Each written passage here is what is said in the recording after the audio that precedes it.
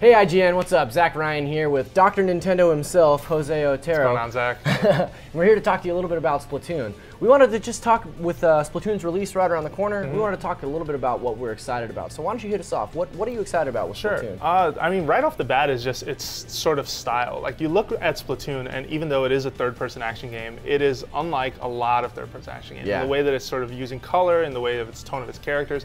Like, its world is a lot of fun, and it is really, really fun to make a mess. We've brought this up before. Yeah. But I have to stress, like, that's such a fun part of this game's identity. And I feel that it owns it, for the most part, every time we see it. Yeah, I completely agree, and I think it's so different from what we're used to seeing. I mean, just in terms of the color palette, like when you look at Splatoon and you hear the word shooter, it's almost incongruous, you know what I mean? Right, but at the same time, when you get your hands on it, it's definitely a shooter. It's just neon, you know, and it's beautiful, and it does look totally different and totally gorgeous. Yeah, and on the same time, like, it has a lot of the signature elements that make a Nintendo game, like from really funny dialogue to really funny locales and characters. Right. Like, I mean, Judd the cat, the referee, who you just find lying around every once in a while, who will give you a tip on things you could be doing. The shopkeepers each are very distinct and sort of have a certain way they present themselves that almost reminds me of Jet Set Radio in a lot of ways. Just that it's funky and it's fresh, but it is what it wants to be. Yeah, I could definitely see that comparison. And that's another one of the things that I'm really excited about, is that it's Treehouse doing what Treehouse does best. You know, there's a lot of funny characters, there's a lot of funny dialogue. They really run with this whole nautical theme. You know, you see all these different, like, squid characters and shrimp characters, and they all have these different sort of dialogues and inflections and stuff. It's really clever, and I think it's some of the writing in just what little we've seen, especially like in the hub world, very cool stuff. Yeah. So I got to play one-on-one battle mode. That seems to be a lot of fun. The game does take a little bit of a visual hit on the gamepad, which was a little, I mean, you should be prepared for that whenever, you know, Wii U has to sort of render two screens. I will say that the art style that they went with kind of, it softens the blow a little bit. It's not as noticeable as, say, like Hyrule Warriors, which, like, off the bat, you're just like, well, wait, this looks so much different to a degree, although some people would argue maybe it doesn't. But that said, the minigame around, okay, well, you're using all of the maps that you would use in multiplayer, but the goal is different. You're trying to shoot down these balloons before your competitor and see, you know, who can basically pop the most in that amount of time.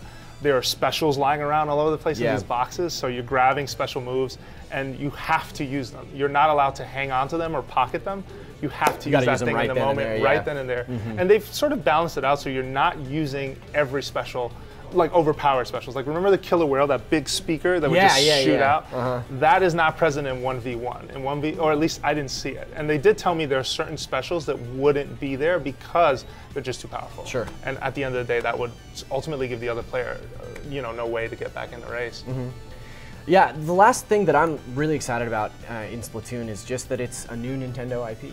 I think it's really exciting. I think it's really refreshing that Nintendo is taking on this sort of genre, and they're doing it in a way that I feel like only Nintendo can do it. Sure. So then let's talk about some of our concerns then. So I have these are smaller, maybe minor things that, at least in demos, you know, we're finally seeing a bit more of. So recently we went hands-on with it. We were playing the 1v1 mode, and something as simple as, like, sensitivity in a third-person shooter is super important. If you played, you know, if you're a fan of that genre, you know that finding the look speed that you are most comfortable with is sort of a process, because if you're super hardcore, you try to go for the highest speed or you adapt. Regardless, there are settings to use that and to sort of either slow it down or speed it up. But those settings are not available during a match. You either have to choose them before the match or after the match. And I just feel like that's always difficult, right? Because you're putting someone in a position where they settled on something. Maybe this wasn't the right sensitivity for me, and I have to suffer through the next, you know, whatever amount of time, or potentially quit that match. Just because it's not set to the way that would make me feel comfortable. That's sort of a bummer. Another tiny bummer for me also is I'm not really quite sure how I feel about Amiibo integration in this game right now. The Amiibo themselves look amazing. If you haven't seen them, they do look super cool. They are probably some of the best in terms of construction and design that I think Nintendo has put into Amiibo yet. They have really clear they have canisters on the back that show the amount of ink that's inside of them. There's ink splotches, like, actually on the base. If you look at the Squid Amiibo, the stand holding them up, like, forget your Wave 1 Amiibo woes where, you know, you had that awful weird yellow column. Those things are completely gone. They're naturally designed to the bases that fit. However, the idea of sort of using these figures to unlock a chance to replay a stage you already played. Now, it's select stages, it's not all of them, but you'll replay a stage with a certain piece of equipment. Right. And the reward is either a certain amount of gold, which you could use in customization for multiplayer, or a special set of equipment that no one else has. The thing is, I just haven't seen enough equipment for it to feel cool yet. And replaying a stage with a different equipment set feels like something that almost should have been there anyway. Yeah. So I'm not 100% sold on it yet. I think the equipment that you get as a result is very cool. I'm just haven't seen enough to convince me the entire thing is that cool yet. Yeah, that totally makes sense. I agree. I'd like to see a little bit more of their Amiibo strategy in the coming months, I think. The only thing that I'm really concerned about is, and not even necessarily concerned, but there's still not a lot of the single player that we've seen. We've seen sort of teases, you know, bosses, stuff like that. But in terms of actual hands-on, like getting to play the single player, we've only played a few levels, and it doesn't seem to. It seems like it might be to me lesser in comparison to a multiplayer campaign or something like that. Sure. Regardless of the art style, regardless of what people are saying about Splatoon, it is a shooter, like through and through, and it is built to play multiplayer competitively. So I'm a little bit worried about the single player. Yeah, it is sort of going about its single player story in sort of a Mario-esque way, and that you're recapturing a prize at the end of every stage, right? You're recapturing these sort of I'm forgetting the exact name of it. There's like a little sort of catfish that you get at the end that is a token. It's sort of reminiscent of stars, collecting stars at the end of a Mario stage.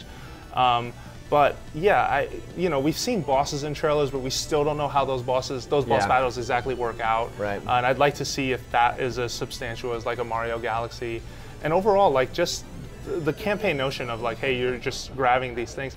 It's not quite as grand as where some shooters go with some of this stuff. Now, I'm not asking for like some crazy, deep, detailed, dark story about squids versus inklings.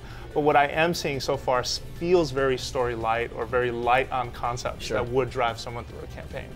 So I'm hoping that just as there's as much personality in that game, and there's tons, that some of that finds its way into that story. And right now they're just being really quiet about it. Maybe it is there the whole time. For all we know, it could be huge. I mean, no, it could absolutely. be very expensive. But yeah, so I think we're going to see on that one. But I think at least right now, I'm still really excited for Splatoon. I feel like the sort of positive reasons I'm into this game outweigh the negatives for now. And I hope that when we see it on May 29th, that this thing absolutely delivers in terms of everything that they're setting out for it to be. Yeah, I agree. I'm super excited to get my hands on it and to really tear into it. Unfortunately for us, it's right around the corner. Like Jose said, just May 29th.